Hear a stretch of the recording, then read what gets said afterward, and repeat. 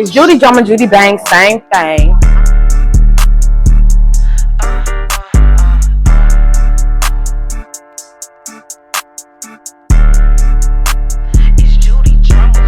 I give him hell cause this pussy is pressure. Had a free slot to put him on my schedule. Falling in love cause this ain't a regular. You wanted your bitch, then you should've kept. No hands like a Tesla. Y'all know what the fuck going on. It's your girl Judy, Drama, Judy, Bang, same thing. And welcome to another episode of Well, Hell's Bells. Judy got a story to tell. And we are on episode 5 of Rusty, Dusty, Crusty, Musty. And how I ran into Naive Nancy. But before we get into that, y'all check the background. Y'all peep the scene. You know, I told y'all we will be building together. I recently just moved from Dallas, Texas to Long Beach, California, my hometown. So I went to Dallas this weekend to clear out of my Airbnb.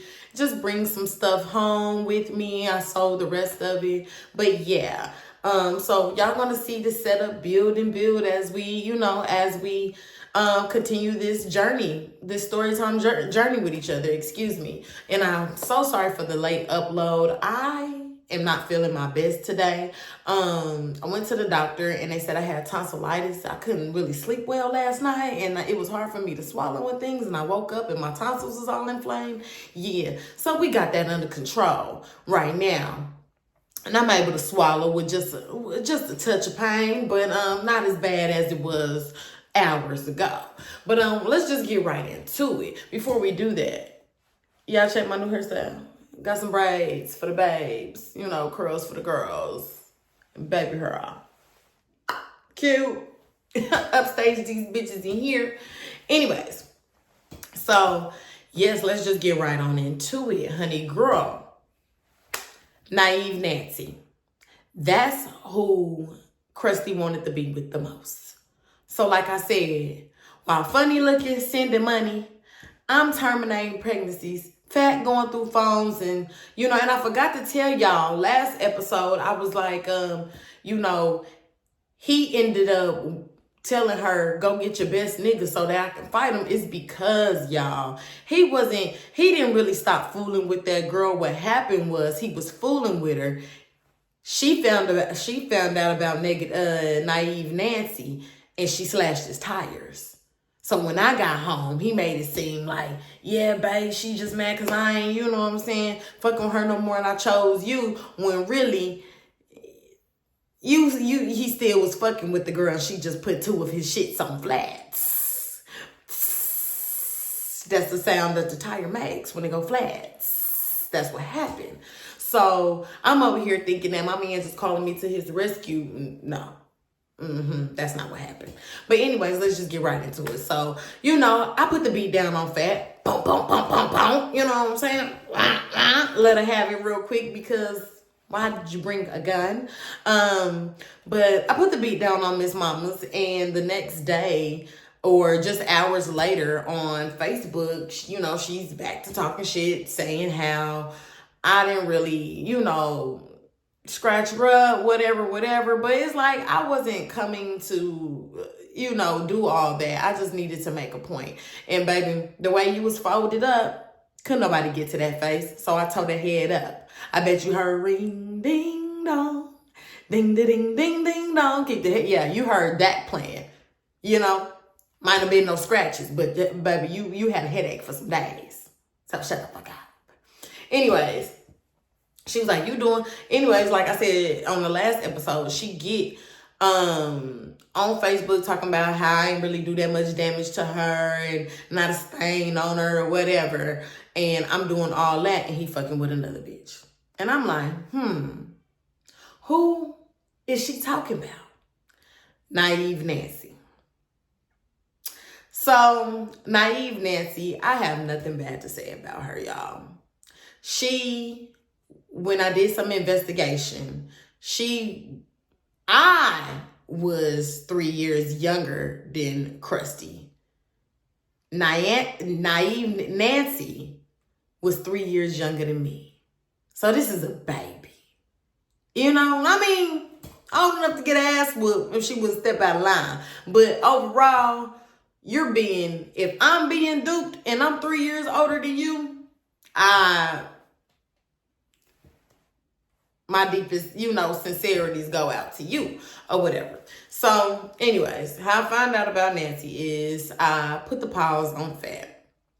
And she had already said something, but on Facebook. But when during that Christmas break that I beat Fat up, I had, and all the fight had passed or whatever, I had was spending a lot of my time with Rusty Dusty Crusty Musty.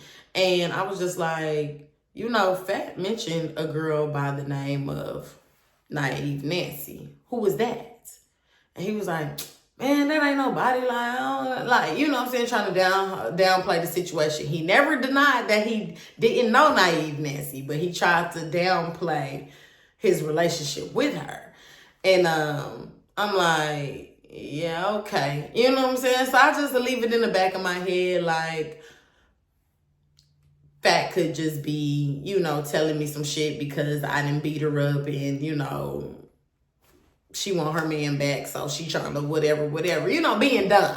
When really she was telling the whole truth, nothing but the truth, so help her God. And I'm just being a stupid one. So, that whole Christmas break, we thugging, we loving on each other, this, that, and the third. And I would spend a night at his house frequently. So one day he asked me, could I take him to work? And I'm like, sure, it's like, you can drive there and I'll drive myself back because he had to be at work like super early in the morning. So I drove him, we got in his car, drove him to work. And this was yet another time where his phone was off. Ladies, if he don't got no bars, that should not be your boy, okay? Like, the amount of times this man's phone would get cut off was atrocious. Just downright irresponsible for him to be, with his big age, with a job. You know what I'm saying? I just didn't understand that. But anyway, so I took him to work, and I'm asking him before I pull off, hey, what time do you get off of work? He tells me the time he gets off of work. Boom, I think it's like 3:30. We'll just go with 3 p.m. So, since he had to be at work so early, I go back to my home, my parents' home, take me a little snooze, wake up, get dressed for the day, this and this and this and that, and I make my way to his job around 2:15. Don't want my baby waiting, don't want my man waiting. So I park in the same spot, because this is not my first time picking him up and dropping him off to work, obviously. But since he didn't piss Fat off, I'm the new taxi driver. I'm the new hitchhiker, picker-upper. But anyways, so I had been to his job plenty of times before, so I knew exactly where to drop him off and exactly where to pick him up. So I get there about 2:30. Because I left early. I wanted to beat the traffic. Didn't want him waiting. None of that. So, when I get to his job, I'm waiting. 30 minutes go by. But when I first pull up to the job, y'all, there is a small Chevy red Cobalt parked in the same spot where I usually pick him up. No biggie. Because this is where the people come out to, this is where the workers come out from the job to get in a ride, to hop in a car. So what difference does it make if there's more cars on the street than mine? You know what I'm saying? So whatever, I didn't let that bother me. However, I noticed there was this, petite, skinny, pretty chocolate girl in the front seat. I don't know who her man is or what time he gets off, but I know she's in the spot that I usually pick up mine. So, we sitting there. Now, the only difference between where her car is parked and where my car is parked is that she's parked facing the building this way. Excuse me, my hand's a little ashy. It's cold outside in California. And then my car is this way. So If I look in my rear view, I can see her. And if she look in her rear view, she can see me. So he comes. So I don't know. Maybe y'all had took a snooze or I was just in my phone or something. But when 3 o'clock came, the Chevy Cobalt drives away. So I'm like, he's usually in this car by 3:01. So he probably really get off at 2:59 because by 3:01, he's in the car ready to go. So I'm like, so I sat there for a little minute, maybe till about 3:03. And I'm like, it is something suspicious about that red Chevy Cobalt being here and that was not here. So I drive around to the front of the building. He is in that Chevy Cobalt with who was then to be found out to be naive Nancy. He called her and told her to come pick him up in the front of the building because he knew her number by heart. He know my number by heart. His phone was off. He called her from inside the job, told her to swoop around front to come pick him up so that I wouldn't see him get in her car. Yeah. So when I drove to the front of the building, I could see him in her car. We did a high-speed chase down 35. Sure did. You could tell he telling her to just drive. I'm driving, and then it's not like I can call the nigga. His phone is off. So I meet them at his house because, like a dummy, he tells her to take him home. Like, if I'm trying to get away from one girl to the next, I ain't finna go home. But you know, we're not dealing with the smartest of men, so excuse his lack of intelligence. But it worked out in my favor because when I got to his apartments, there go that same red Chevy Cobalt sitting in one of the parking spots. So I get out the car. Do y'all know that as I'm walking up the breezeway to go to his apartment, me and Nancy passed each other again, but in person. She looked like she had been crying, and I'm crying. And we just kind of look at each other like, but she looked real timid because I'm pretty sure she know that I had just beat the brakes off of her other terrorizer. So right now, I just look like Billy Badass. You know what I'm saying? And that really wasn't my intention because my beef wasn't with Nancy. I don't know about you. You don't know about me. Whatever. But when we walk past each other, y'all, you can feel like a static. Like, I was just so fucked up because I'm just like, bruh, this man really had me pick him up from work, do a high-speed chase trying to figure out where the hell him and this girl going. I get to his house, and there she is. And I have nothing bad to say about her. Like, but anyways, we walked past each other in the breezeway, and I'm beating on his door. Boom, boom, boom, boom, boom, boom, boom. He answered the door, frustrated. Man, what the fuck, man? I'm like, no, what the fuck? I said, really? Really, Krusty? Really? Like, what's going on? Like, and I just walked past the bitch in the breezeway. What's up? Like, what you got going on? He was just like, man, Peaches, your ass just live way in Atlanta, man. You got so much going for yourself. Like, I'm like, but here I am. You keep dragging me in this fucking pit with your ass. Like, why you keep doing that if you know you want to fuck with other hoes? Like, that don't make no sense. I could be getting loved on and treated right in ATLA. That's where I stay. Live. That's where I could be. So, and I'm like, you really just gonna let somebody else pick you up? What the hell? Why?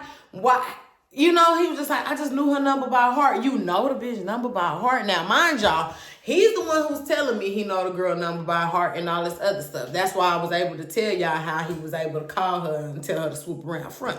But yeah, I just know her number by heart. Like, she, you know what I'm saying? She cool, she this, she that. And I'm like, Nigga, that's great for her. But what about me? Anyways, so he's basically telling me, like, your ass live too far. You smart. You can go ahead about your business because I'm going to fuck with her. The girl number who I know by heart. And that's just what it's going to be. I'm missing a part though. Before I get to his house to see that the red cobalt's there, I go home. I don't know. No. That's not what happened. Sorry, y'all. After I leave his house from crying and doing all this stuff. And then that's another thing. When I got to his house, he used to have no problem just letting me in, come sit on the couch, offering me something to drink, whatever the fucking case may be. This day, when I beat on his door, he wouldn't even let me go in his house. He had that conversation with me outside the club. He had that conversation with me outside the club. Like, look, baby, I like her. Your ass is way out there. You deserve better. Go get it. Because I ain't finna stop seeing her. And I'm like, damn, Fat was right. Excuse me. Fat was right. Even though she deserved for me to get, she deserved for me to beat the brakes off of her. I should have listened to her the whole time. Now, mind you, I wanted to be friends with Fat, but she just wanted to yap the whole time, But yeah, so my heart was broken because he basically told me that he gonna keep fucking with Nancy, and that's where his heart is at, and it's just no use for me anymore. Thank you for beating up my side bitch, cause Nancy can't fight. she too little. So thank you for getting Fat up out the way. I ain't got nobody for you, so I'm just tell you myself that you can go. Your turn is up. So although it broke my heart, I was okay. I was literally okay, because y'all have to understand the burden of trying to be this man's girlfriend was so treacherous that I was skinny as fuck. Imagine Judy drama being skinny. Crackhead activities. So, and I was being mean to the people I really liked or really loved. I was neglecting myself, and all kind of things. But while in the midst of him telling me that I need to go ahead and just leave him alone because he gonna be with Nancy, or he gonna whatever, figure out some shit with her, I'm like, your phone is off. How did you, when he told me he knew that girl number by heart, I was like, I've been dating your ass for almost 3 years, and you don't know my number by heart. You've been fucking with this girl for a couple of months, and she just Kim Possible on the line. He also had told me how he had been to some family gatherings of hers. This is her boyfriend. This is her man. And I just couldn't believe it, y'all. So anyways, fast forward. I think I was in Dallas for maybe a week, if not some days after that, before I had to get back to Atlanta for school. And I just really start tuning in to who is now my baby daddy. Like I said, during this whole thing, Crusty, Rusty, Dusty is still my boyfriend, but I am, somebody likes me back in Atlanta. So now that this is over, I could start focusing on that, which really I should have started focusing on myself. But you know what they say. To get over one dick, you got to get under another one. So that's what was happening over there. But yeah, so I never really talked to Rusty Dusty Crusty Musty after that again. I can't even say really, because like he had no problem dismissing me. And what killed me about the whole thing is he just has so much good shit to say about Nancy. Like, I don't want to hear about this bitch. Like, I don't care nothing about her. What I do care about is my time and money wasted. That's what I do care about. So, yeah, sorry this story time wasn't as lit, and well, it was lit, but this story time wasn't as dramatic as the other ones. But this is where finally I get away from him. And the way how I had to do that was I sat there at his job and basically watched him get in the car with another bitch and then tell me, yeah, that's what I do. And this is how I'm going to do it. But anyways, so now that we're done with Rusty Dusty Crusty Musty, we can get into the real tea going back to my baby's father. So if you want to know more about that, tune in to episode 6. Niggas be thinking I'm gothic, I'm a hot topic. Bitch, I'm about to blow like a rocket, all my niggas on go, so you bitches better stop it. Big body Judy, the water, no faucet. Drip on a nigga like a hydrant, splash. Hope I don't crash with all of this ass, doing a dash.